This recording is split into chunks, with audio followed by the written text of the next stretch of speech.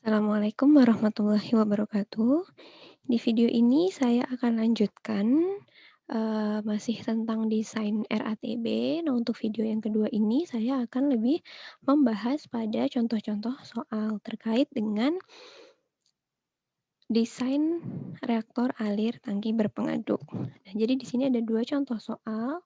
Untuk contoh soal yang pertama, di sini ada suatu reaksi, yaitu reaksi hidrolisis dari asetik anhidrid menjadi asam asetat yang dijalankan di dalam RATB, di mana persamaannya adalah sebagai berikut. Kemudian diketahui umpan yang dimasukkan adalah 2,5 mol per liter asetik anhidrid dan 50 mol per liter air. Kemudian reaksi tersebut berorde 1 terhadap asetik anhidrid dan orde 0 terhadap air. Diketahui konstanta laju reaksinya 0,075 sekon pangkat min 1 dan flow rate umpannya 15 liter per sekon. Nah, jadi nanti, untuk data-data yang diketahui di sini, misalnya ini 2,5 mol per liter, kemudian ada juga 15 liter per sekon. Nanti kan kalian harus tentukan dulu apakah itu konsentrasi, apakah itu molar flow rate, apakah volumetric flow rate. Nah, nanti untuk, lebih mudah kita menuliskannya, itu kita lihat aja satuannya ya. Jadi misalnya satuan mol per liter ini kan untuk satuan konsentrasi. Oh, berarti ini adalah konsentrasi dari asetik anhidrid ya. Kemudian, liter per sekon ini kan, satuan untuk volumetric flow rate. Berarti nanti ini adalah, lambangnya adalah V, V kecil ya. Kemudian diminta untuk menghitung volume reaktor yang diperlukan agar tercapai konversi asetik anhidrid sebesar 97%. Nah, ini adalah soal yang pertama. Nah, di sini untuk penyelesaiannya, pertama-tama supaya kita lebih mudah menyelesaikannya, ini kita tuliskan dulu data-data yang sudah diketahui. Tadi di sini kan ada data yang 2,5 mol per liter itu, karena kita tahu satuan mol per liter adalah konsentrasi, berarti ini adalah Ca0 ya. Nah, kemudian untuk yang 50 mol per liter tadi adalah Cw0, W di sini itu adalah air ya. A ini adalah asetik anhidrid. Kemudian untuk konstanta laju reaksinya 0,075 sekon pangkat min 1. Kemudian untuk ini volumetric flow rate, lambangnya V0, 15 liter per sekon. Kemudian konversinya tadi 97% atau 0,97 ditanyakan. Yang ditanyakan itu adalah berapa volume reaktornya. Oke.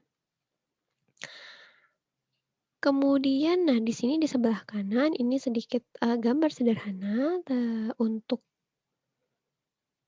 proses yang sedang atau untuk reaksi yang sedang kita bicarakan ya, tadi reaksi asetik anhidrid menjadi asam asetat ya. Jadi di sini ada, aliran yang masuknya dengan konsentrasi awal A-nya 2,5 mol per liter, konsentrasi awal airnya 50 mol per liter, kemudian di bagian keluaran ini ada Ca, dan di sini ada volumetric flow rate-nya sebesar 15 liter per sekon.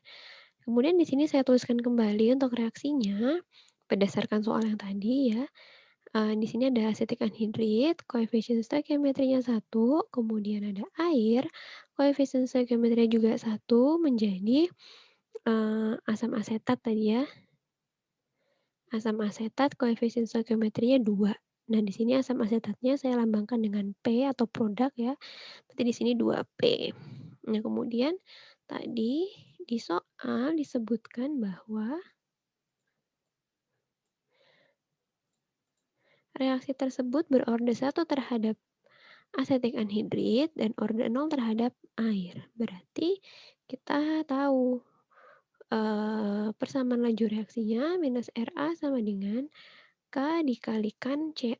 Karena kan tadi, Cw-nya kan pangkat 0, ya kan?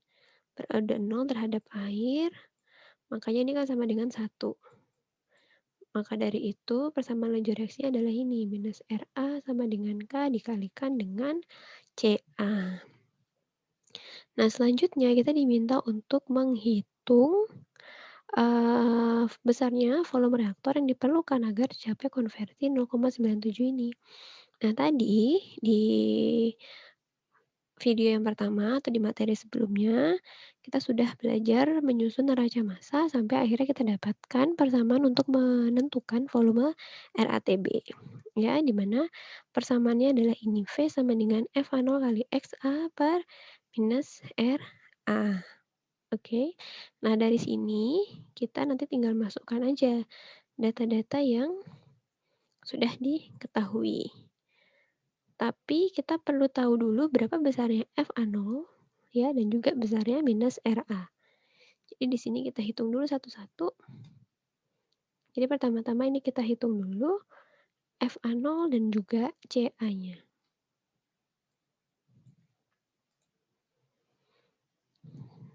Untuk FA0 kita bisa menghitungnya dengan cara V0 kali CA0 ya. Untuk V0-nya tadi 15 liter per second dikali CA0-nya 2,5 mol per liter.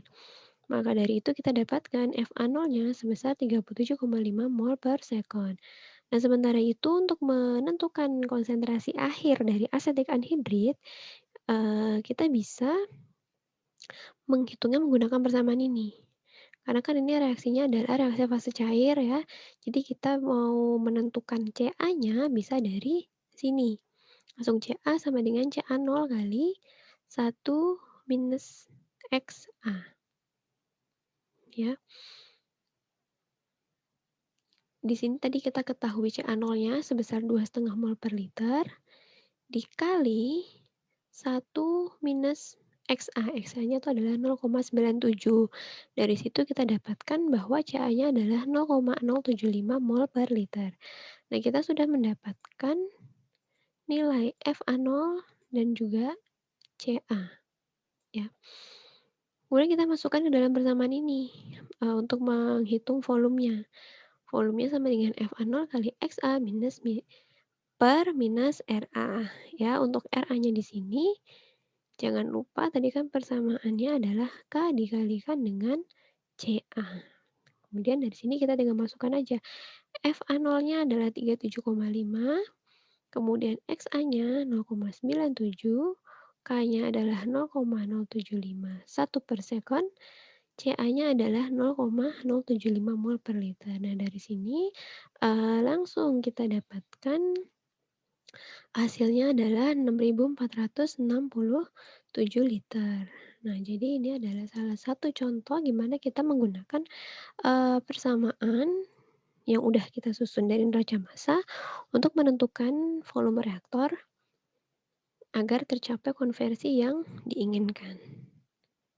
Kemudian kita langsung masuk ke contoh soal yang kedua. Di contoh soal yang kedua ini, saya mau menunjukkan gimana caranya kita menghitung flow rate untuk yang gas sistem. Jadi untuk yang fase gas ya, jadi yang senyawanya fase gas, saya mau tunjukkan sedikit.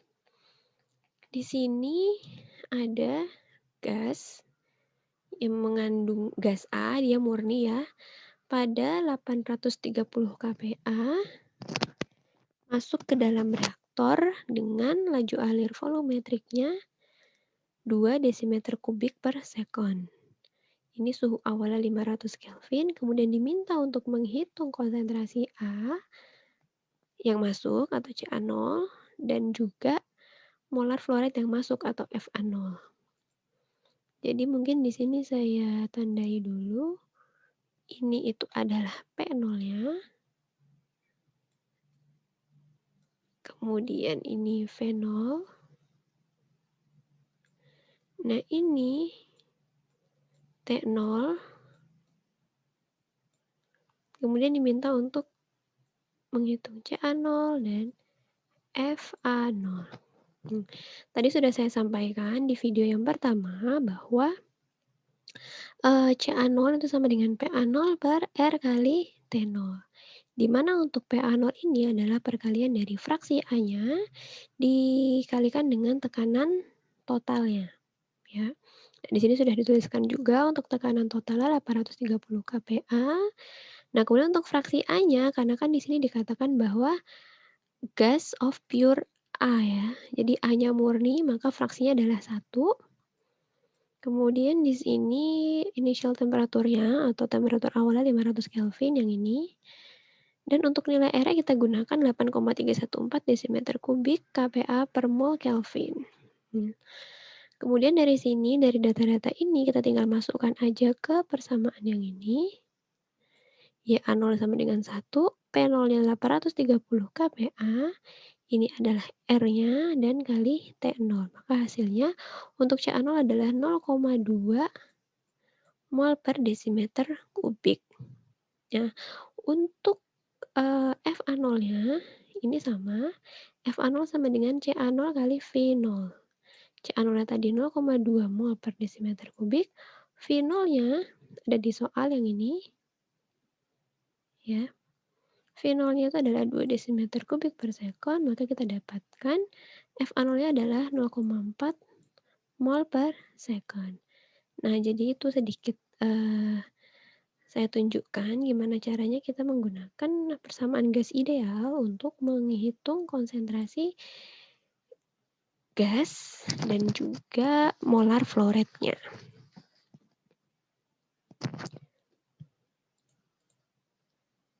Nah, jadi itu aja mungkin untuk contoh soalnya saya berikan 2, mudah-mudahan cukup bisa dipahami apa yang saya sampaikan, dan berikut adalah referensi yang saya gunakan dalam menyusun materi ini.